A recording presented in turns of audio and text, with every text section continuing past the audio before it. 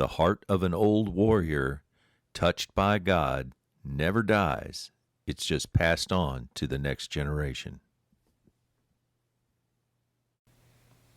Top of the morning to you.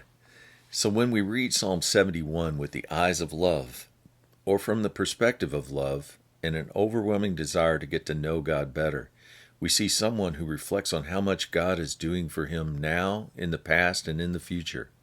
He's very comfortable and confident in his complete trust in God, as he has had much help in defeating his enemies. It's like an old veteran recalling how much God has done for them in their youth and even in the present day battles.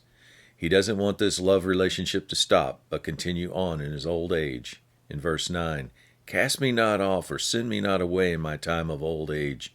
Forsake me not when my strength is spent and my powers fail." The psalmist proclaims he's completely dependent on God, and it will never end. In verse 15, he says, "My mouth shall tell of your righteousness and deeds of salvation all the day long." This mindset gives the psalmist confidence. Verse 16, "I will come in the strength, I will come in the mighty acts of the Lord." In verse 18, he makes an appeal to God.